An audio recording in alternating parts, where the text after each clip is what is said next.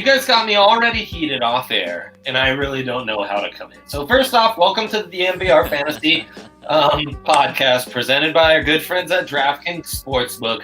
Then I might as well tell you a fun story about my weekend and how it relates to DraftKings Sportsbook and fantasy. Is I had a beautiful player prop parlay that is perfect for all these fantasy players out there. I had Will Fuller over 60-odd yards. Hit easy.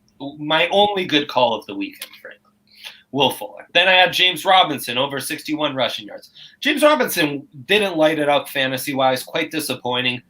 In a lot of areas, that Cincinnati against Jacksonville game was underwhelming from a fantasy standpoint, but he hit that.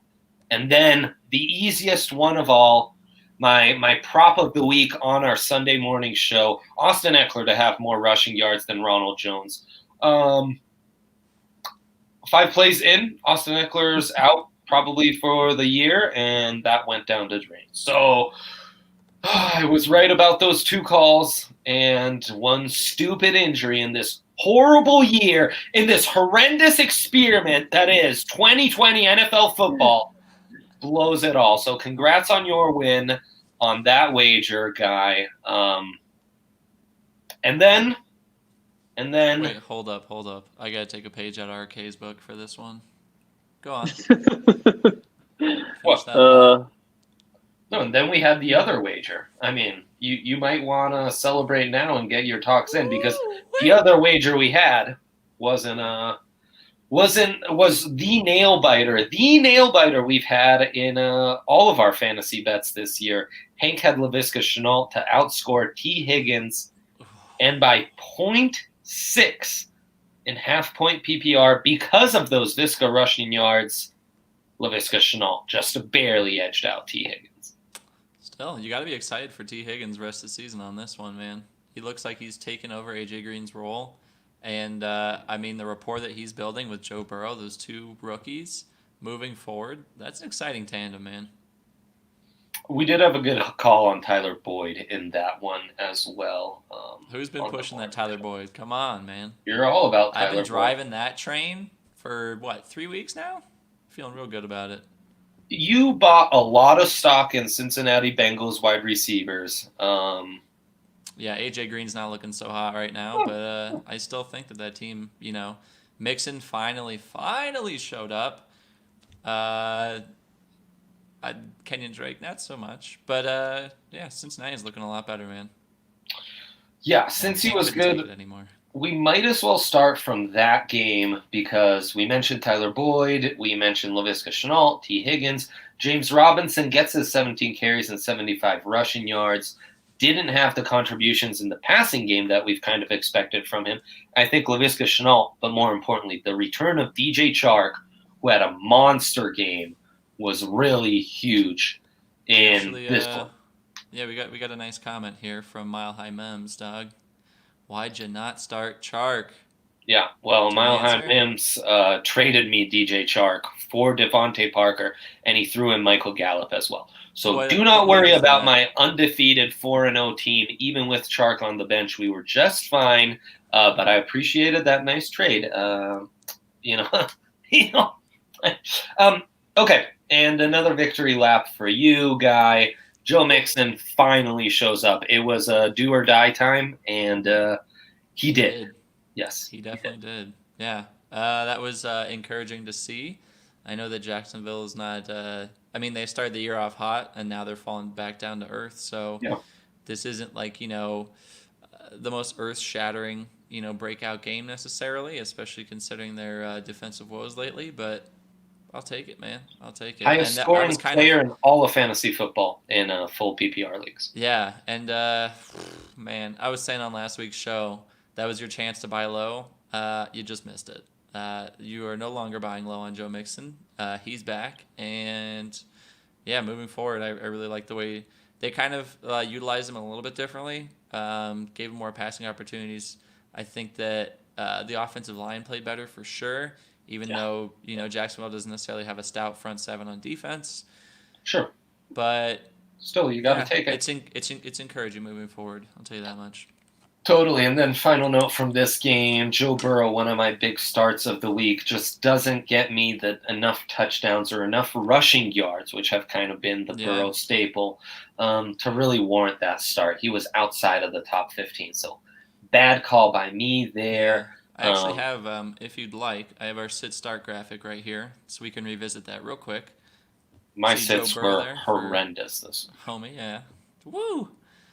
Yeah, I think Will Fuller is really the only one you could really claim that you hit on there. Will Fuller was incredible. He should have had the game of the week because he has that touchdown at the buzzer, kind of has control, then goes to the ground. The ball comes out, but you can't really tell it comes out. Anyways, I thought that was shoulda? a Is BS. that your favorite word? Because that's all I'm hearing from you today, man. I mean, this shoulda happened. I'm telling you, these were good calls. They just didn't come to fruition. It was a terrible week, man. It was not a good week of fantasy. You guys are lucky to have a pretty good week, dog. You guys are lucky to have me here because I was ready to quit. Real quick, let's take a look here. Devin Singletary, great game. Mike Davis, great game. Nick Chubb, I don't know if you saw, he didn't have a very good game. How could you gloat about a Nick Chubb injury right now? How could you gloat? I was trying to roll through that one real quick. Mike Gesicki, though, come on. Can I get some love for that Mike Gesicki call? Because he was non-existent in that game. Devontae Parker had a good one. I think he had like 20.6 or 20.9 PPR points, and Mike Gesicki had like 3. Like, he wasn't there, and that's because the Seahawks are actually good against tight ends, and they suck against wide receivers, man. That secondary is, like, really wonky, but, yeah, Mike Gesicki not having a good game. I think I deserve 2 weeks in a row. That one. 3 targets, 1 reception for Gesicki. Salvaged a week ago by getting 1 touchdown. Can't get the touchdown in this one. In an awful week. David Moore, since we're on to Miami-Seattle and we're kind of moving around last week's card, you had a good call on Fitzmagic. Chris Carson got himself some touchdowns, but is David Moore like the top waiver wire pickup this week? He's in contention. I don't know. I'd have to see if he's available. I know in one of my leagues I picked him up, but it's a pretty deep league. But I'd say he's up there for sure, man. The story here should be, I think we're all in agreement, Russell Wilson and Seattle's passing attack is definitely one that can support 3 viable fantasy options. It was pretty weird that Tyler Lockett just straight up disappeared in that game. But he had I think he had like 3 drops, and like they're very uncharacteristic drops too. So that was weird, especially coming off of the week prior where he had I think he had like 2 touchdowns, maybe even 3. Like he had a nuts week 3, and then all of a sudden week 4, he's just dropping the ball all over the place, and David Moore comes through. So David Moore, your top waiver pickup, Hank, this week? Seattle's wide receiver? You gotta unmute your mic, Hank. Yeah, you gotta unmute your mic. Real amateur hour here. My power went out. Just the entire home was no more. So that means I don't even get to keep my baseball game on right now. Wow, waiver pickups. I mean, I'm going for Visca. That's where I'm at right now. Is I think that he is trending up in the right direction, at least in terms of receivers. Along with him, let's see, I lost all my tabs here too. There we go. I really like T. Higgins as well among the receivers. I put Hunter Renfrow on my start list last week for the tailgate. He had like 5 catches, 56 yards. It wasn't like a great call, but I do think that he is going to keep improving as well. But to me, I'm not very good at math, but is that under 9 points? Oh, I forgot we had a bet on that one. Yeah, that's under 9 points, my friend. 2.5, so that's 7.6 plus. That's 8.1. That's 8.1 and half point PPR. Who was this? Add it to the list. Hunter Renfrow. Oh no. Oh baby, add that to the list. Yeah, well, I actually have some questions for you guys about a league that I'm in and a league that I'm actually struggling in because Michael Thomas got hurt and Marlon Mack got hurt and a couple other guys got hurt. Is it your dynasty league where you guys are co-managing a team and I believe you're 8-4? And I think you only have 750 points scored on the year right now? Is that the one? That's actually not the one. Thanks for talking about that, though. 8 and 4. Just dunking left and right. 8-4. How would we be 8-4? 0-4, my friend.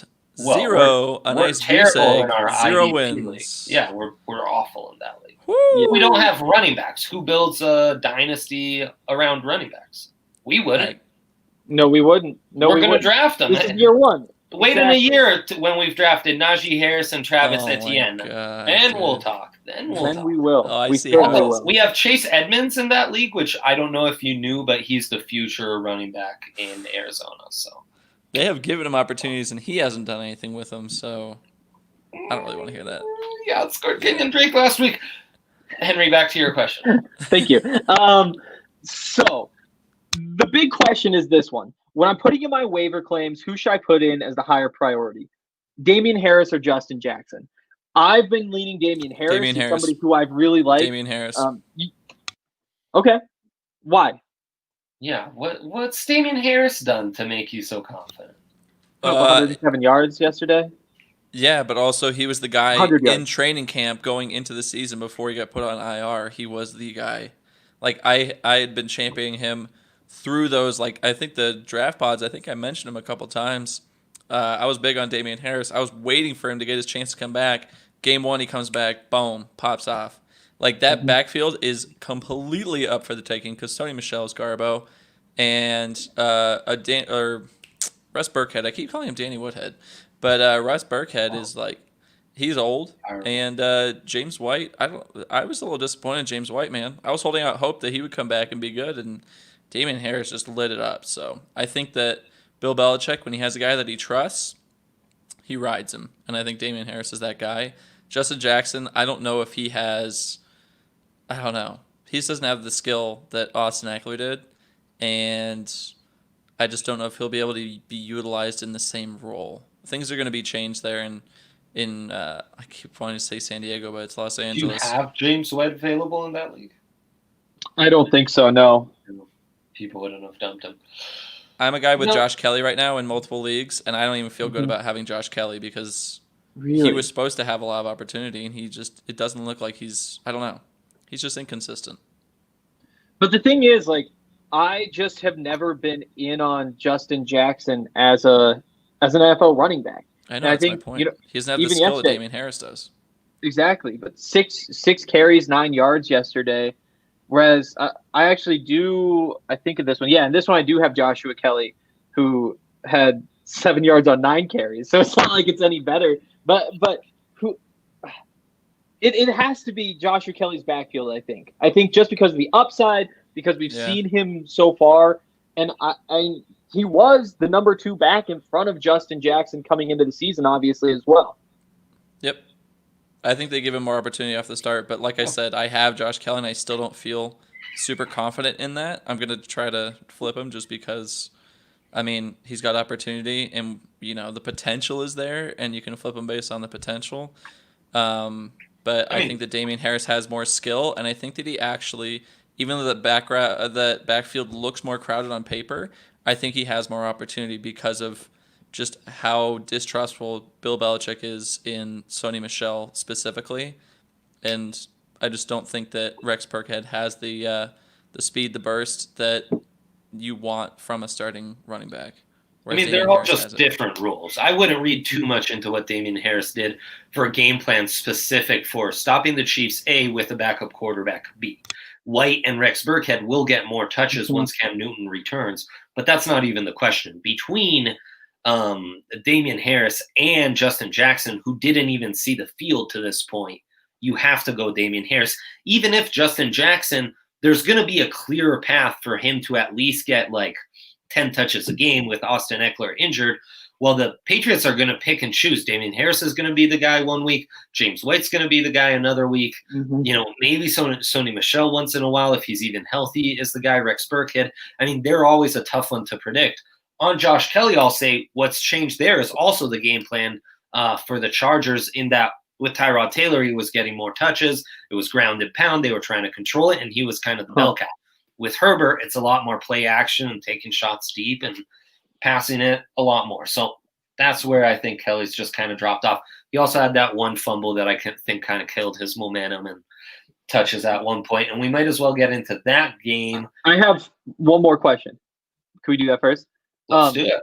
So my running backs on my bench right now, Cam Akers, DeAndre Swift, Latavius Murray. With Damian Harris, I know it's probably a bad idea to cut Cam Akers or Latavius Murray to pick him up. What do you think, though? Is it worth a consideration? Who were the three? Cam Akers, Latavius Murray, DeAndre Swift. Murray, Swift. I think you cut Swift. Yeah. It's just so tough with Cam Akers hurt too. Latavius Murray had done virtually nothing all year and then puts up 2 touchdowns this weekend and 20 points in fantasy. This is a tough time of year, I think, to be making these sorts of decisions. That's true. Yeah. Yeah, and Akers really hasn't shown anything. At all. I know. He looked bad in one game and then hasn't seen the field since.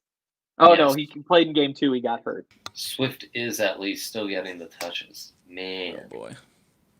Man, I was just making some great points, and I was muted the whole time. Oh, no. Or do you just say, keep those guys for another week?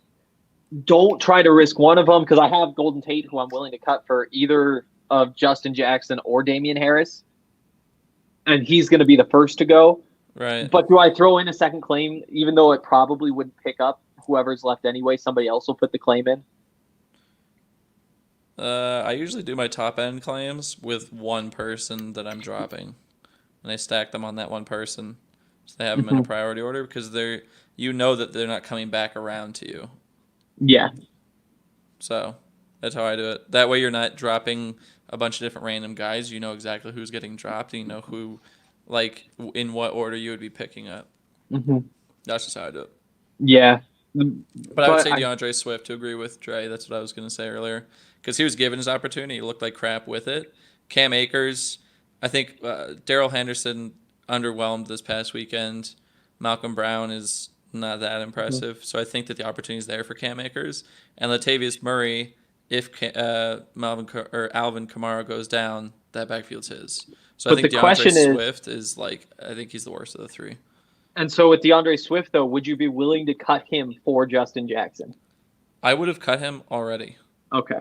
That's fair. Unless you're in a 16-team league where you're just desperate. No. DeAndre Swift, in my opinion, was cuttable at least last week, man. Still getting touches there. Touches. But yeah, I think you're right. And I would prioritize Damian Harris just barely on that. Okay. All right. Before we go off the rails too much, let's go in order. Broncos, Jets. Look, nice week from Tim Patrick. Jerry Jeudy's on pace to almost have 1,000-yard receiving year, even though he has yet to have a breakout game. You're encouraged by that. You're scared by the Fant. Injuries, and Melvin Gordon has a nice day. I don't think much of this is sustainable. I wouldn't read too much into Broncos against the Jets. Dude, the I Jets will say this. Horrible. They are. I did a power ranking, and they were the only team that was dead last in every single category I picked as far as point differential, yard per play, and even gambling on them against the spread. They've just been horrendous. I will say this, though. As far as fantasy takeaways, if there's one sustainable thing, it's that when healthy, Jamison Crowder is the one guy you want on the Jets. And he's a nice little flex or even wide receiver 2 option. He's pretty darn productive. I would say more specifically for PPR. If you're in standard, PPR is great. He's still decent, but PPR, he's a machine. And I think that I might have mentioned him when we were talking about wide receivers during the draft, because week 1. That was Even week 1 we've been talking him up. Yeah. Yeah. So I've had him and I played him this week and I was happy with it, but man, it's hard to draw any conclusions from this game other than that the Jets just friggin' suck, man. I don't expect that Jerry Jeudy touchdown.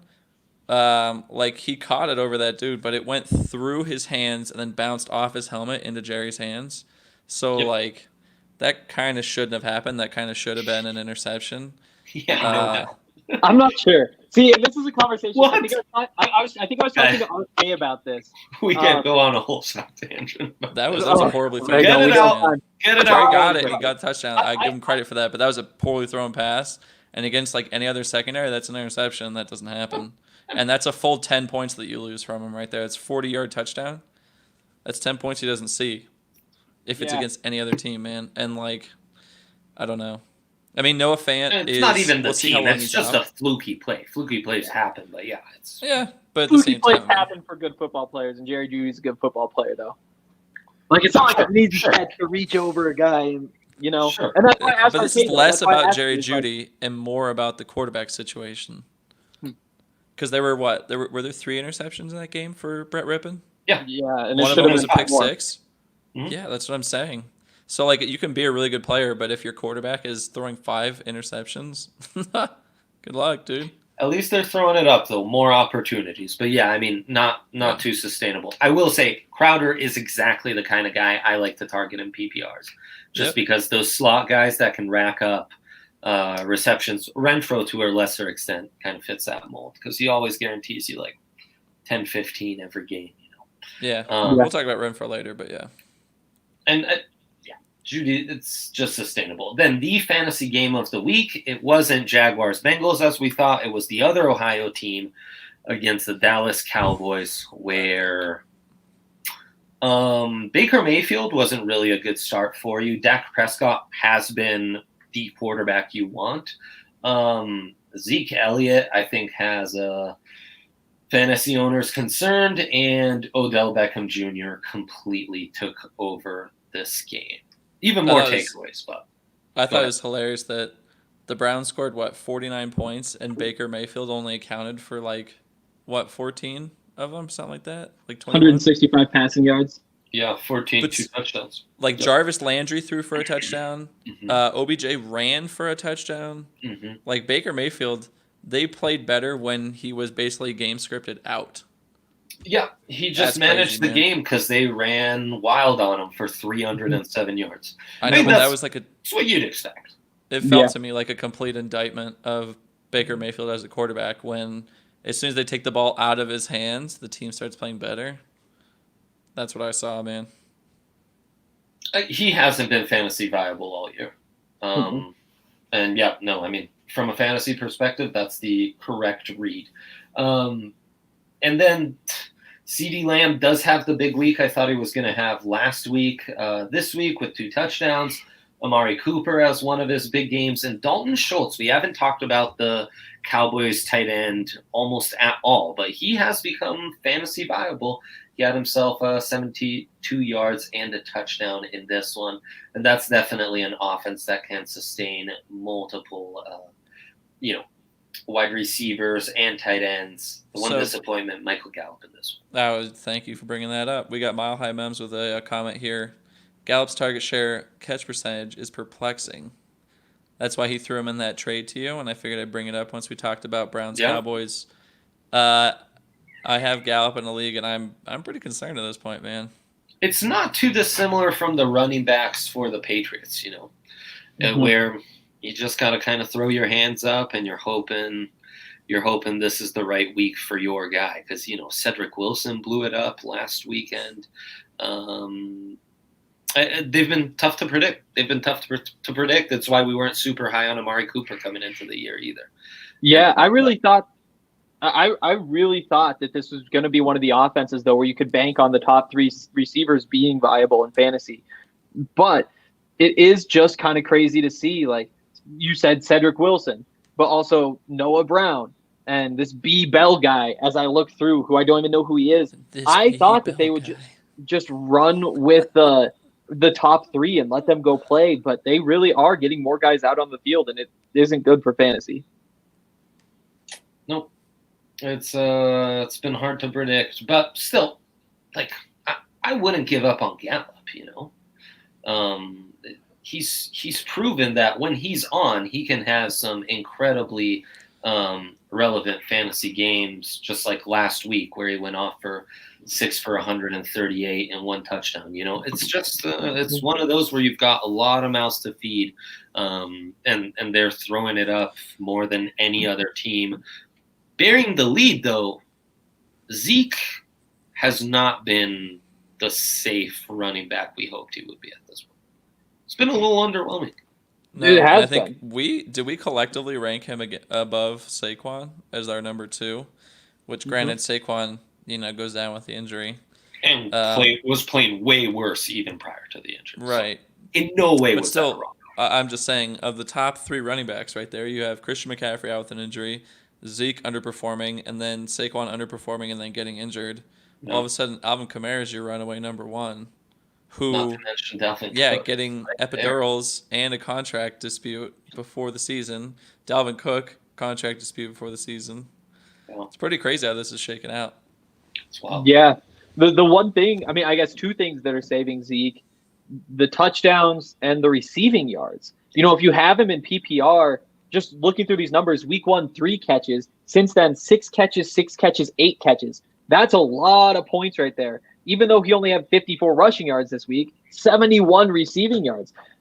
I don't know. Maybe it is time to just buy into him being a good receiving back, but just is never. But it's never been like what I've thought of Ezekiel Elliott as a guy who's going to just go catch a bunch of balls and be productive that way. I thought that the majority of the touches had to just be running between the tackles. I don't know. I'm kind of scared, but I'm not willing to sell him totally yet. No, I think it's on the offensive line just not being as good as in years past.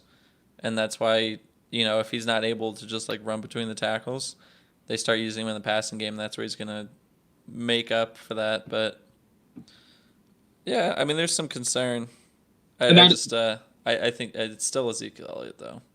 Yeah. And also having 8 catches or last week, better example, 6 catches for 24 yards really doesn't help you all that much unless you're in a PPR league. I was going to say, if you're in PPR, that's 8 points. No, that's huge. His baseline has been, 10 to 15 just on the receiving side for you. So the rushing hasn't really mattered.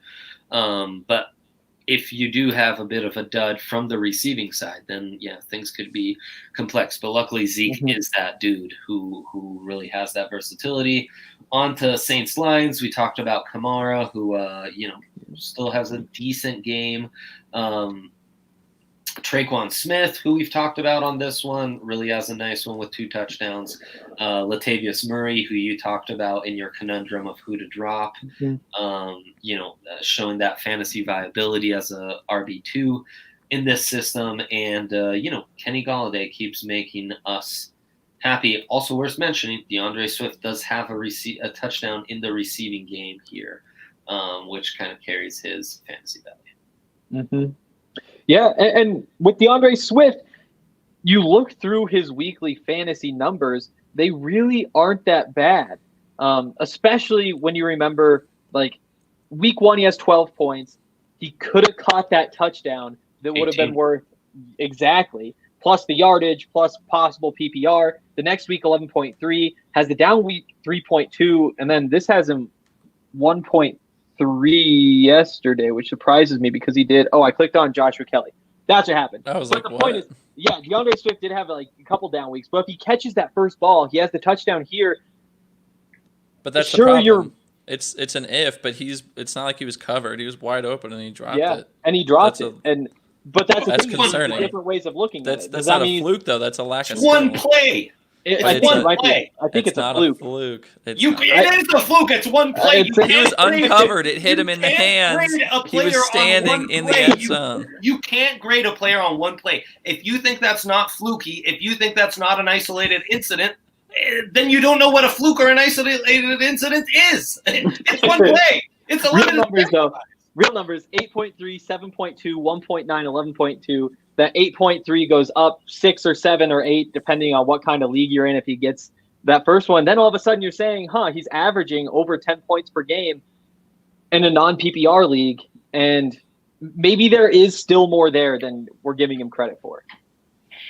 4 carries, 22 yards, though. They invested a top 35 pick in the guy. They're not just going to give up on him. But he has been underwhelming. I'm not saying they're giving up sure. on him. I'm just saying that I don't think he has the skill that a lot of the other rookie running backs have, and I think that he's also playing in a system that doesn't benefit the running back. You watched, they went up 14-0. How many times have we fucking seen this story where the Lions go up 14-0, they go up big early, and then they just they collapse. It's like the Falcons, man, all over again. It's the NFC North Falcons, and they're never going to have a game script where DeAndre Swift is going to just be able to just get that solid running production down the stretch because they're always going to have to come back. They're always going to blow a lead, and they're going to get their receiving back. Mm-hmm. PPR league, there's value. In PPR, I just don't know if they're utilizing him properly, though. They start to fall apart. They get away from their game plan. I don't like it, man. It's the same old story of Lions running backs, and I don't trust it, man. If you know what, looking at the schedule though, they have a bye week. Coming out of the bye week, you have to expect them to be at least a little bit sharper. Week 6, they go play Jacksonville. It's the Lions. Yeah, but week 6, the only thing you can expect from the Lions is to blow the lead. Week 6, they play Jacksonville. Week 7, they play Atlanta. He should be putting up numbers in those 2 games. That's when I would sell him if you don't see production through there. So week 7, we'll revisit this? Yep. Okay, because that's the thing I was about to ask. At what point would you be willing to concede that he's not viable? So by after week 7. It sounds like we need a bet for week 7. So what would prove DeAndre Swift a worthwhile start from now until week 7? Averaging 12 or more in PPRs? Yeah, that sounds about right. Because Hank brought up earlier that, with the touchdown, he would be averaging over 10. I'd like to see it over 12, we'll say. So that it's a bye week and then 2 weeks after that, right? So between those 2 games, 6 and 7. So he needs 24. Sure. In the next 2 weeks. Yeah. I do want to clarify that I was not saying I think that he's going to go off and then he's going to be good. I said that I'm watching those, and but then, if it goes well, then I'm still bought in. If not, then I'm ready. You still have a chance. You still have a chance here. What does it mean to you? Like, when would you give up if he was below what number of points per week? Because the Jags, what Mixon just did to the Jags shows that they can be scored on. Yeah, but also, if he doesn't get a touchdown in either of those games and comes through averaging 10 points, 9 points, 8 points, I'm still gonna be right on the fence, It just sounds like you're not committing to it. Yeah, I mean, the bet is set, so whatever he says doesn't even matter at this point. Yeah. I don't even like the bet. Okay. I'm taking this on at this point. This is mine because Guy thinks he knows everything based on one play. And a rookie in his debut with no offseason, no preseason. Do you want me to bring know everything? Do you want me to bring the Sit Start graphic up again? We can go revisit Bring it up. Bring it up. Yes, let's do it. Bring it up.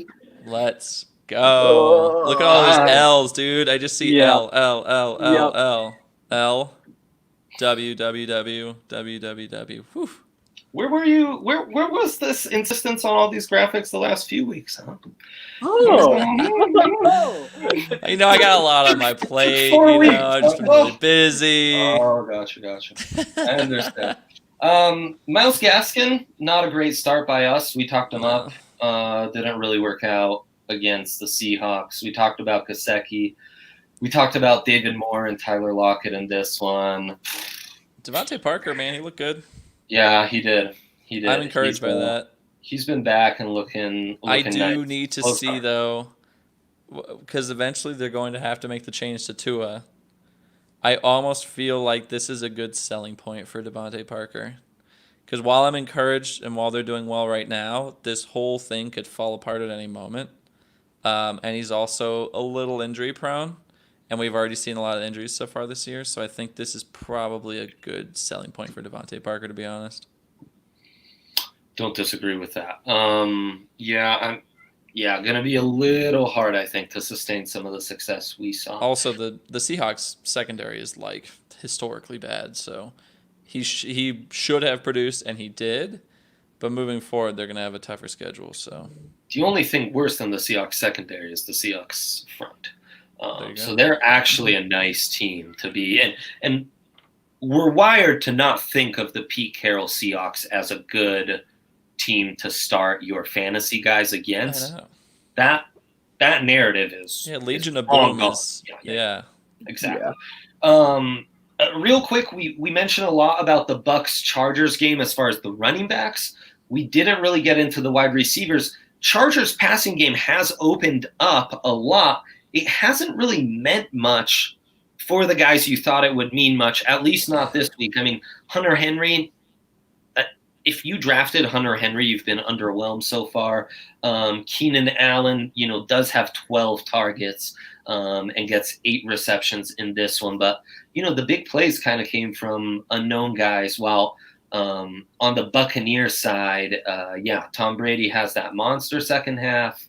Really picks it up against the Chargers defense that had been nails thus far. It was a big day for Scotty Miller and Mike Evans. Even O.J. Howard showed some signs of life, but unfortunately he gets injured in this one. Nothing to see. Is he out for the season? There was a report out today, and I was juggling I think he's just straight up gone. I can look it up real quick. He's out for a while. I don't remember if it was confirmed the full season or just IR for the time being. As of yesterday, it says, it says they fear a season-ending injury. It came out today. If you look at the Schefter. Achilles, placed on IR. But IR only lasts like 3 weeks, so. Exactly. So where do we all stand? I relayed initially. He's injured for a prolonged period of time. We don't know if it's the full I was just trying to find some clarification. I know, but you're interrupting me as I'm trying to talk about saying what I just told you. You guys have me. This was such a disastrous week. I shouldn't even be driving this show. You guys messed up by letting me drive it. Keyshawn Vaughn without Leonard Fournette, there is some relevancy. I'm keeping my eye on him as the receiving back in this Buccaneers backfield, but he didn't do anything noteworthy to jump on beyond just be available. How was Ronald Jones? How was he? Ronald Jones is one of my favorite players. I'm very happy for Ronald Jones. Look, How do you feel about him side by side with Austin Eckler? You got lucky with an Eckler injury. What can I say? I mean, it happens. We did say Nick Chubb. The injury was around the corner, so I hope you guys did listen to that. Shouldn't be laughing about injuries, but where do we stand on Scotty Miller? Scotty Miller's name's been kind of tossed around for a couple of weeks. This week he goes 5 catches, 83 yards, and a touchdown. He's been playing really well, even though I think we all expect a drop-off. For me, it's contingent on whether or not Chris Godwin plays. If Chris Godwin plays, Scotty Miller is irrelevant to me. And then if Chris Godwin is out, Scotty Miller all of a sudden he's a good play. It would be a little dependent on secondaries because Tom Brady has proved to be somewhat vincible. But I would almost view him as you would a handcuff to a running back, essentially. It's his direct backup. I'm not super sold on Scotty Miller. The thing is, I'm going to monitor him because without O.J. Howard, I think we'll see a lot more 3 wide receiver sets where there would have been more 2 tight end sets. Now they're going to have to change that a little bit, and that could open things up for Scotty. Scotty and Chris both play primarily in the slot, though, right? So unless they're running trip sets, you're not going to see them on the field at the same time. I mean, in 11 personnel, you're going to have to figure out who's going to go in the slot and who not. But, I mean, these are conundrums that offenses have often, Yeah. But you're going to have to put your 3 best wide receivers. He does seem to be a guy that's developing some vibes with Brady. Also, Brady not buying at all. That was a Yep. Congrats for having owned Brady and wasted that draft pick and getting the one good week out of it. Trade him. Mark Ingram, I was right aside from his early touchdown, and we were kind of right about this Ravens run game that has yet to really take off. And Washington's front 7 too. I mean, I think we should give credit where credit's due because people were basically declaring them dead at the beginning of the year. Even without Chase Young. Yeah, and that's the weird part. That's the big part in this. Yep. They seemed easy to pick on without Chase Young. They did a nice job. Mark Andrews, big day. Big day for the Baltimore tight end, who is so touchdown reliant. But hey, when he gets those touchdowns, he's a beast. I know you can't count on it, but he's the target. I said that Washington was susceptible to the tight end. Or sorry, yeah, was it? Yeah, Washington was susceptible to the tight end, man. So, man, this is a great week for me, man. Logan Thomas, just 1 reception for 8 yards. How do you explain that one? He was one of your big starts. Since we're on the team.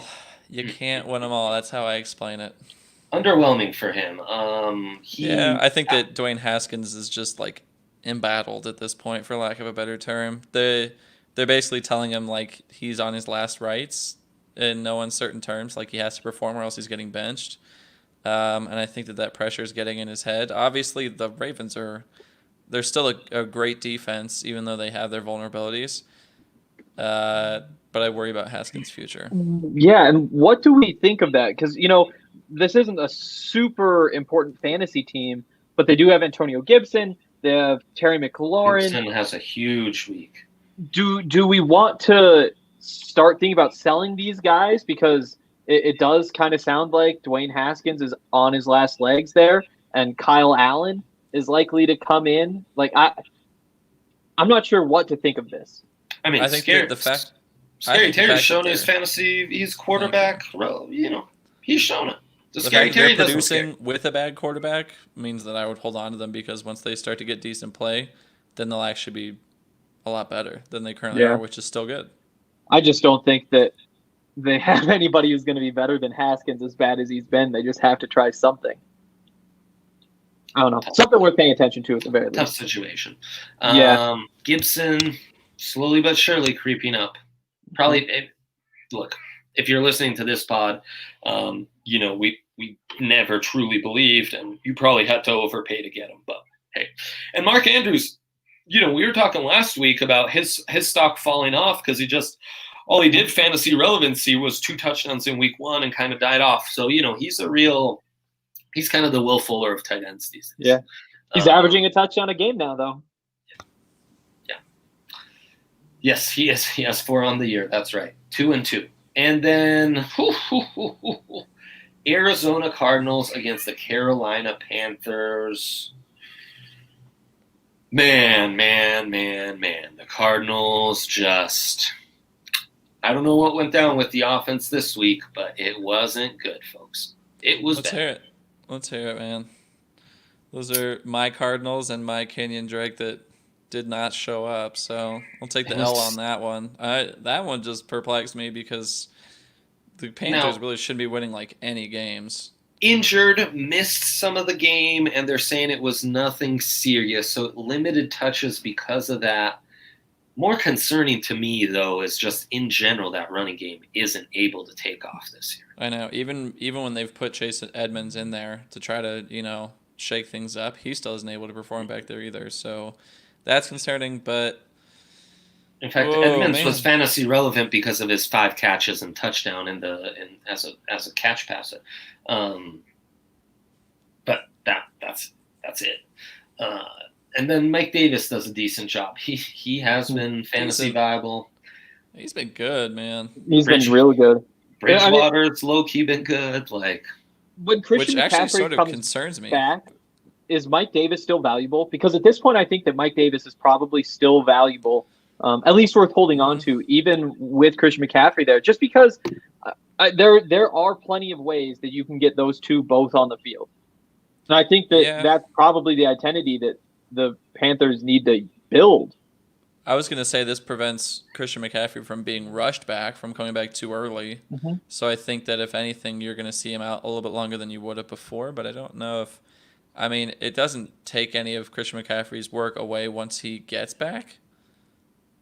Could allow Christian McCaffrey to be used more in that wide receiver role, which we know is kind of what they're going to phase him towards. It's Matt Rule, and it's his first year there, right? So it's like – it's hard to extrapolate anything from how they'll approach this brand new situation. There's no way I could tell. Yeah, I Yeah. definitely wouldn't be too quick to sell on Mike Davis. I also have a feeling they'll just be super patient with McCaffrey, given Yeah, that. that's the only thing that I could really. They're in no rush. They're in Yeah. no rush there. Except that they are 2-2 now. Maybe they are saying we can make the playoffs. Teddy Bridgewater looks good. Those receivers look good. Robbie Anderson, man. Yeah. Robbie Anderson's legit. Yep. Robbie Anderson has kind of taken his game to the next level. Let's move on to Vikings-Texans. I mean, Texans basically have Deshaun Watson and Will Fuller as fantasy relevant guys. That's about it. Yep. That's about it. It's gotten ugly there. They fired their coach. Nice to see Adam Thielen have a big game. Dalvin Cook 2 weeks ago, we were saying he needs to step it up. He's done that the last 2 weeks. David Johnson, though, this is his floor, and he still had 16 attempts for 63 yards and 2 catches for 29. I mean, he didn't get a touchdown, but as a floor, that still makes him pretty good. Yeah, 10 points. I think could do a lot worse. Yeah, I think we have to see what happens when they bring in a new coach, but I still have belief in David Johnson. If someone's willing to sell him, I'd buy. Yeah. Sure. Then the 63 yards, that's up from 34 and 23 the last 2 weeks. Really getting me excited for a guy that most people drafted in the 5th or 6th round here. Yeah, I would venture starting Mike Davis or James Robinson, guys that you've picked up on the waiver wire, over David Johnson. Still rosterable, still potentially a flex or RB2 play given all the injuries.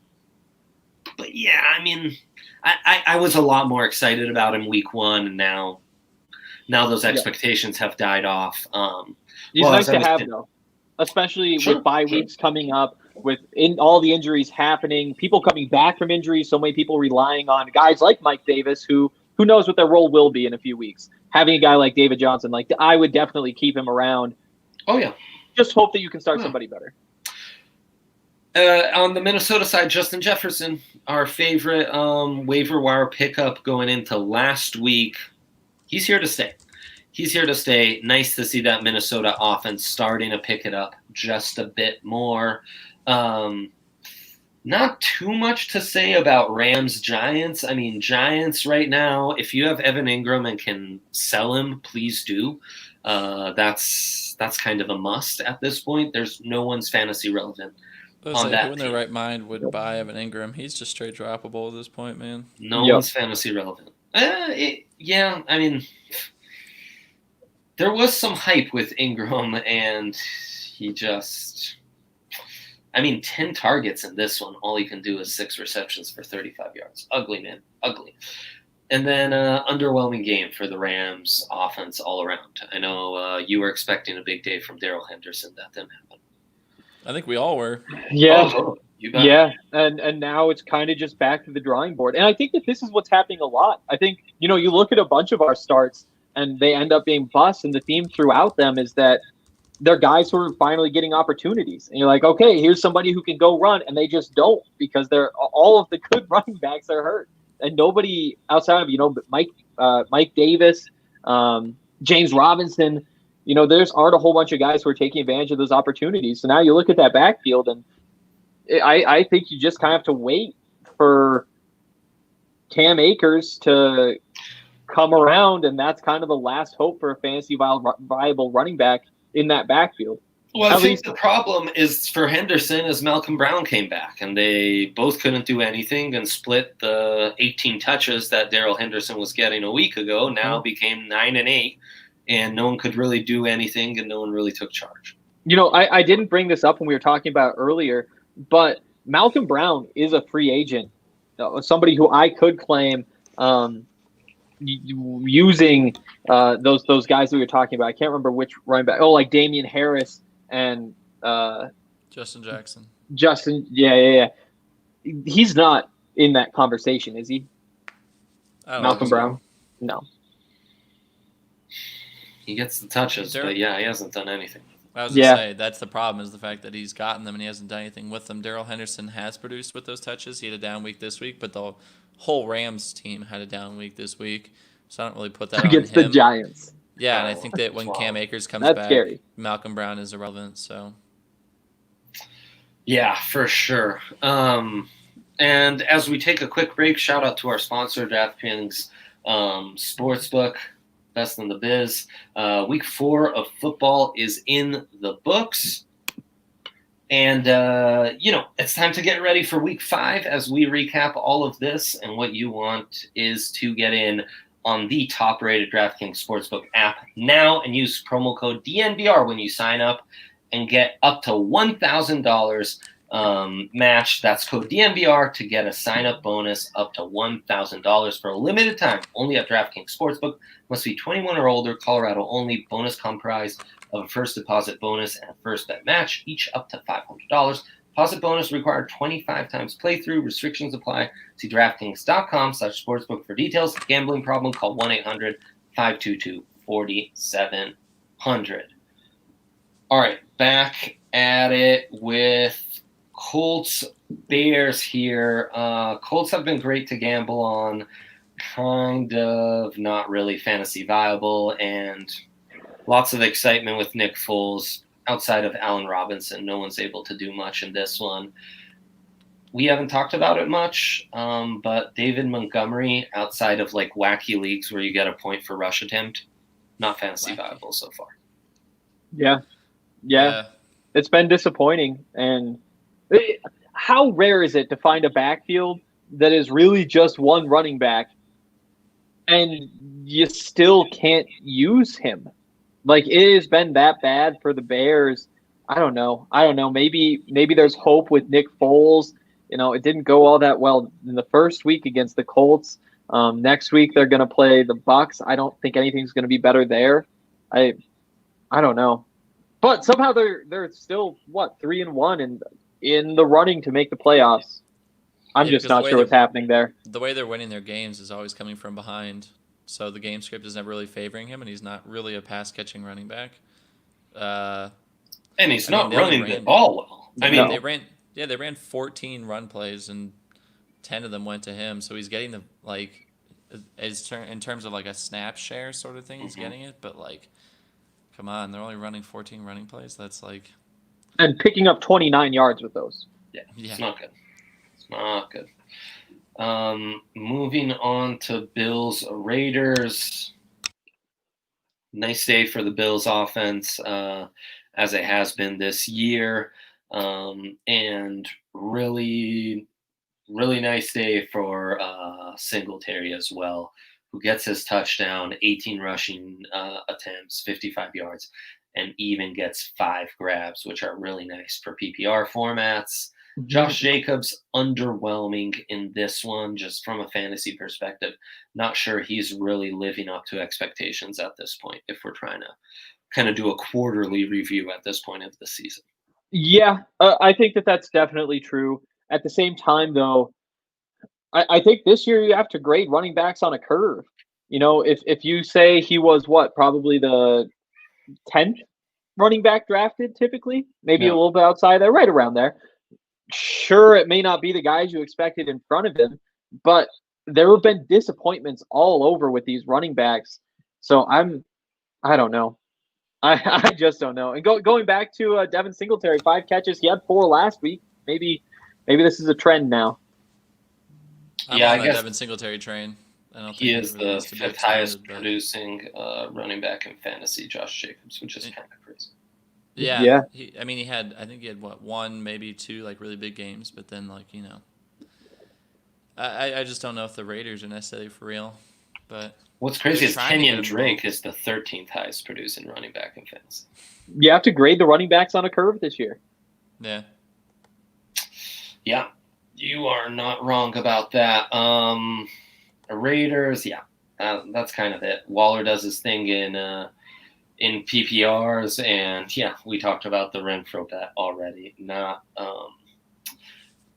much to read into that. Not much to read into Eagles 49ers, where it is just backups against backups at all the fantasy relevant positions. Travis Fulgham. Yeah, I had him in the last DNVR Madden League. It's kind of crazy though. Like, we can talk about how awful these two teams are, But also, I think it was Jim Beneman yesterday tweeted out that 5 times as many people in Denver watched Sunday Night Football instead of Game 3 of the NBA Finals. And it was like 3-1 across the country, which is just kind of crazy considering that these two teams, with Nick Mullins being benched for CJ Beathard, drew that kind of numbers. But yeah, I mean, I had Jerick McKinnon on my starts. He had a solid day. I just don't know with these running backs. If I have the option to take a running back that isn't in San Francisco versus one who is, I'm taking the one who isn't, just because even though I did think that because everything stacks in his favor, I mean, Jeff Wilson only had 3 carries. The other running backs that are actually good at football are hurt. I still was nervous going into that game just because of the way they use their running backs. Yeah, I mean, got it done, but it was tough. And I thought it was interesting. Ref even said that, the analyst on Sunday night, from the reffing perspective, was saying that on that touchdown for Jerick McKinnon, he should have been penalized for lowering his helmet. Yeah. That should have been a 15-yard penalty on him, which would have had huge fantasy implications. Greg Ward, we mentioned as kind of a guy we were on the fence with. Not enough here to pound the table for him. Brandon Ayuk, I think people will be excited because of that spectacular touchdown he had. Deebo Samuel, though, did get more touches. He just made a little less. I wouldn't go too crazy on Ayuk. He's coming back from Liz Frank, and it's going to be like the first couple of weeks coming back from that are always a little iffy, but Deebo Samuel, that's his role, and Brandon Ayuk is going to be in the back seat once Deebo is back up to speed. Yeah, I'm just scared off by the receivers, too. This whole offense, I don't know. Scared off by George Kittle or what? Oh, I guess not George Kittle. 183 Nope. We are very happy with George Kittle. Outside of that, though, meh. Especially as long as Garoppolo's out, And then the first of the Monday nights, we touched on Damian Harris. From the Chiefs' standpoint, you were pretty disappointed. And, with Newton out, you don't want to touch the Patriots. You don't want to touch anyone on this Patriots offense. Yeah, I agree. As much as, I was really excited about N'Keal Harry and Julian Edelman coming into this season. They've both flashed being, better than their draft position would suggest. But, yeah, until Cam is back and until they do it again, I'm not touching either of them. Then running backs, we've talked about Patriots running backs for years now, so I'm not going to. And then in the final game with Falcons-Packers, very disappointing game for anyone who has the Falcons offense, essentially. With guys not 100% in that receiving core, it was a mess fantasy-wise here to rely on anything. Todd Gurley does run the ball in for 2 touchdowns, which was huge. He's sneakily proven that he's been a good fantasy pickup this year. The story in this one, though, Robert Tonyan, the tight end from Green Bay. You mentioned him in the last show just in passing. Yeah. He's got touchdowns on the year now. He has as many touchdowns as anybody. And, I went back and listened because I wanted to be able to, pull the audio from that and tweet it out. But no, he looks like he's really good. I did not pound the table for him. I don't deserve any credit for Bob Tonyan, but I think I spend a lot of time with Packers fans, and so then I say things that I don't even realize are not what people would typically say. Yeah, Bob Tonyan.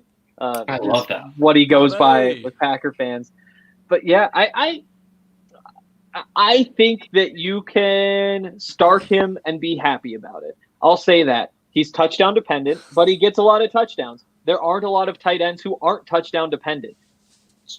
I'm kind of in. It is a bye week this week, and I wouldn't say go pick him up this week and keep him on his bye week, but next week I'd be willing to go grab him. It's getting slimmer on the waiver wire. It's what is it, between Tonyan and David Moore of the Seahawks? And Schultz, the Cowboy, too. Yeah, that's true. Yeah. Well, I might prefer to to the bunch. Interesting thing with the Packers.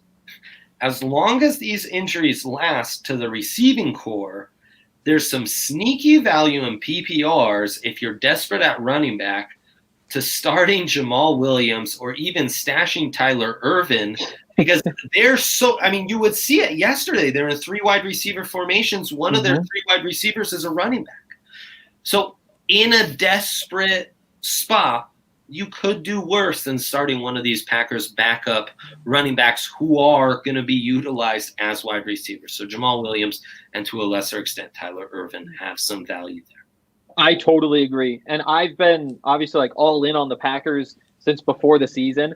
I am doubling down at this point. For them to survive everything that they're going through with all of these injuries, it is a ridiculous number of injuries. Like even Kenny Clark. This is totally not on subject for the show, so I'll get through this quickly. But they didn't have Kenny Clark, who is, 23, 24, coming off of his first Pro Bowl. He's going to be Chris Jones in 2-3 years, and they don't have that man. You could go through this whole list of injuries, losing Darnell Savage last night too. I mean, this is a really good football team, and I'm totally bought in long-term as well with Matt LaFleur. These running backs, Aaron Jones is going to eat, but Jamal Williams, I totally agree. He needs to be on a roster. I'm not sure if I would start him. With bye weeks coming up, though, I guess maybe I would. There's a lot going on here and a lot to like with this whole team. It's really bold of you to take the 4-0 Packers, but I think it's still the Lions division, so we'll see. Might have to put a bet on that. Oh, remember, boy. Vegas had that win total set at 8.5 for the 13-win Packers from 2019. I was They're not a take believer. that by week 9, huh? None of my numbers were a believer in that, and they have really, really proven. I mean, the Bears look like pretenders. The Vikings are shadows of their former selves. Vikings are terrible. Yeah, the Lions are terrible too. So that NFC North is just... It's done. Done and dusted. Yeah. They're looking like one of the top 2-3 best teams in all of football right now, and Aaron Rodgers has taken his game to another level, or back to the level it used to be after taking a bit of a break last year. And I mean, it's the 2 Aarons for them. That backfield, man, there's no seriously. Guys. Well, with Aaron Rodgers, he's so like loose and relaxed and just smiling and joking around. Like they have those cameras with the big screens in the back of the end zone after touchdowns, and like the whole team goes up and does their thing. They're all like walking off. Aaron Rodgers finally gets up there, like flexes the muscles and smiles all alone in a thing. It's like, this is a team that's having fun, and those teams are really good usually. When are you getting that jersey? I could probably borrow my roommates. Big fan, huh? Yeah. All right. The Big T with our one question this week. Load up on questions for Thursday. Roster stuff, as we said. Waiver wire wise, it's a bit of a meh week. Trades and all that you have. He says, hey guys, I don't even remember asking who to start, Visca or Higgins. Can't find a comment on a previous pod by me. Weird. Well, dude, we caught you in the Discord. It's not that crazy, Big T. Also, shouts to Big T. He's the reason we were sampling British food on the tailgate. Thanks for the advice on the last pod. Anyhow, I started both FYI, and they scored me 12.3 and 10.8 respectively. Ooh, a slight variation from what we had. Shout out to the DNVR IDP Dynasty Fantasy League and the team that's bottom of the league. Tee-hee-hee. Sorry, not sorry. Who are we taking, though? Going forward. Are we going Visca or are we going T. Higgins? Because that was one of my questions before. I don't think we answered it because I have to pick one of those guys to take off waivers. Yeah, your power was out, dog. Oh, you guys did talk about it.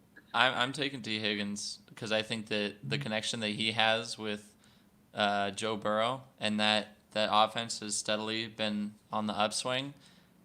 They favor the pass, and I think he stepped into that A.J. Green role pretty easily. I think T. Higgins, rest of schedule, and just moving forward in general to future seasons, I like him better.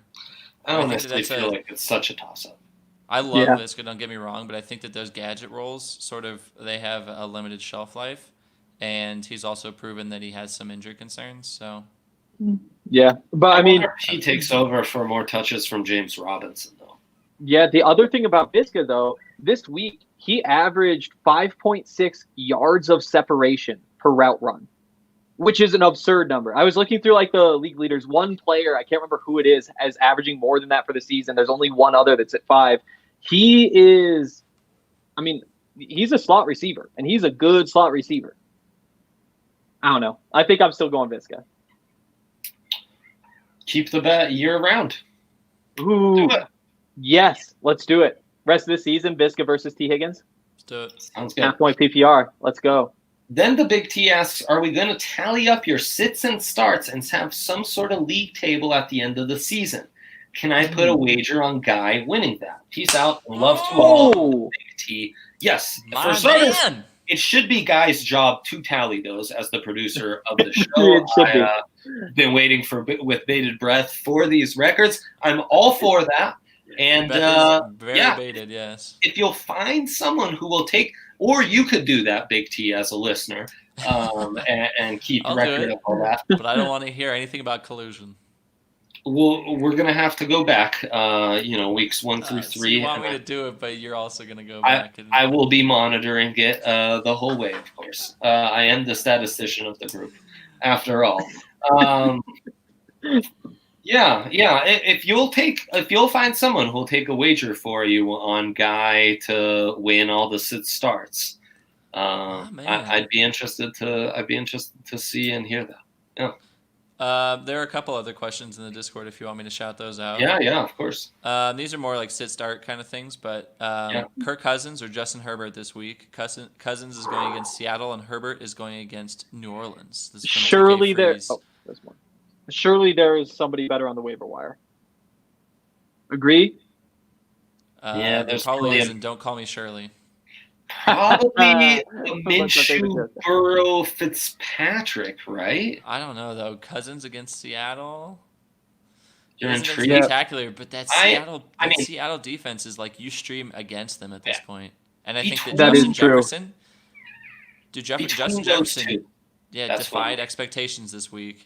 Adam Thielen is not dead. How about And- how I about think- Teddy Bridgewater? I'm just looking through who's available in my league. Teddy Bridgewater at Atlanta. Jimmy Garoppolo's questionable against Miami. I still think I'd like him just as much as either of those others, especially against Miami. Yeah, I mean, those are only two, I guess, jump out. Jared Goff is still available in my league. Here's a question. Is now a good time to start considering picking up Daniel Jones? Now that they've gotten through the difficult part of their schedule. They're going up against the Cowboys, who just got 49 plastered on them by the Browns. Is there potential there for streaming? No. I just can't do it. No? I just can't do it. He He's has no on the offense, list, though. he has no play callers. He has no line. He's terrible on a terrible team. Yeah. You'd be better off picking up Dwayne Haskins than Daniel Jones. I do think that game's going to be like 45-7, and everybody's going to say that the Cowboys are back. And that's going to drive me crazy. Have you watched the Cowboys? That'd be They've been horrible, man. They're 1-3 I know. right now. Have you watched the Giants? Good fantasy-wise, though. Yeah, the Giants are terrible. Yeah. We'll see. What I else guess does- to I'm answer say the that question, I'm though- calling it, but I'm just saying I'm putting that on my things to watch for list right there. Hmm. In a Yeah, that's fair. 20-team league, you still wouldn't want to pick him. That's what I'm saying. Oh, I'll bet No. Daniel Jones to end outside the top 25 fantasy quarterbacks, which on injury alone, you could bet that he probably ends up within the top 25. I'm not taking my whole point was I'm not staking anything on it. I'm just saying pay attention to it moving forward, because this was always the argument against drafting him was his first 4 weeks were going to be bad, the very difficult matchups, but after that the matchups get very easy. Wouldn't that be more What an about argument for Devontae Freeman, Evan Ingram, Sterling Shepard, Golden Tate, some of the offensive weapons there that were ranked more in the top 20 of their position groups at some point? There I might be able to buy some waiver wire pickups. The league's just too deep at quarterback to where you'll never have to start Daniel Jones. We'll see. Yeah. What other questions did we have from the Discord? One more. How do you feel about Bridgewater against the Falcons this week? Yeah, I mean, Confident. I brought him up I like because him. I am confident. Yeah, I think that would be a pretty good pickup, and maybe not just for this week either. I know that he hadn't put up the big numbers before this week. I mean, I guess what? He had 26 this week. He had 19 week 1. He had 8 and 14 in between, but that was at Tampa Bay and at the Chargers. He's getting Christian McCaffrey back at some point. I think that Teddy Bridgewater could have a place. I don't think he's more than a streaming option right now, but I would stream him this week. And if he does put up big numbers, then I would consider holding on to him. Yeah, I think I agree completely. Don't you, Guy?